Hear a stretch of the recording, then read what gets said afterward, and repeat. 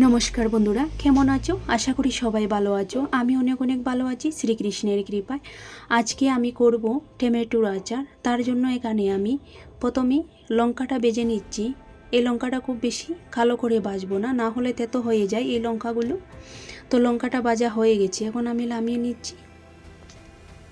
তো লঙ্কাটা নামানোর পর এখানে দিয়ে দিচ্ছি হাফ চামচ আজওয়াইন, 1 চামচ জিরে। এগুলো আমি খুব সুন্দর করে ভেজে নেব যতক্ষণ না জিরেগুলো ফুটে আসছে। তো জিরেগুলো দেখো ফুটে এসেছে, নামিয়ে নিলাম।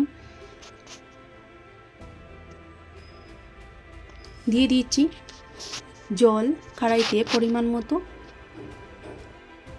আগে থেকে কেটে রেখেছিলাম টমেটোগুলো মাঝ বরাবর একটা একটা করে দিয়ে দিচ্ছি কড়াইতে।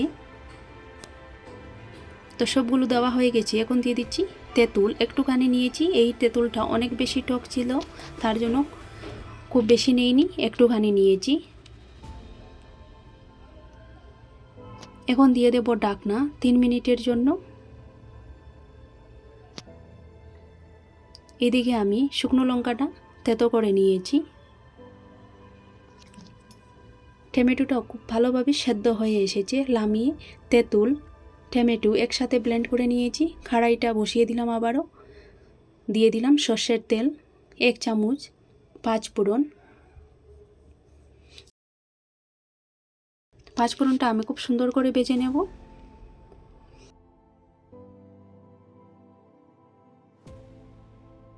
এখন দিয়ে দিচ্ছি লাল সর্ষ 1 চামচ।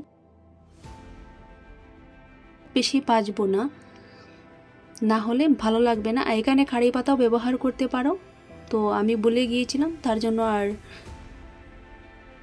তারপর এখানে দিয়ে দিয়েছি ব্লেন্ড করে রাখা টমেটো। তারপর দিয়ে দিলাম এখানে ধনে পাউডার হাফ চামচ, লঙ্কা পাউডার হাফ চামচ,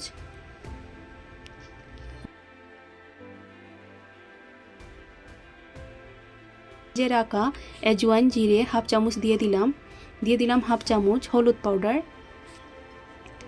আর এই আচারটা বানানোর পর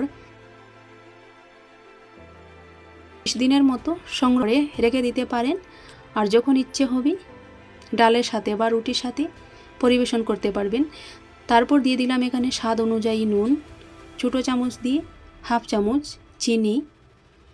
তাহলে এই আচারটা খুব বেশি ভালো লাগবে, টক ঝাল মিষ্টি। দিয়ে দিলাম তেতো করে রাখা শুকনো লঙ্কা। এত বেশি মজা হয়েছিল এই আচারটা। আমরা রুটির সাথেও খেয়েছি আর ডাল ভাতের সাথেও খেয়েছি, খুব বেশি ভালো লেগেছে। তো আজকের এই আচার রেসিপি কেমন লাগলো কমেন্ট করে জানিও। ভালো লাগলে like comment share and subscribe করতে ভুলবেন না। সবাই ভালো থাকবেন, সুস্থ থাকবেন। জয় শ্রীকৃষ্ণ, টাটা, বাই বাই।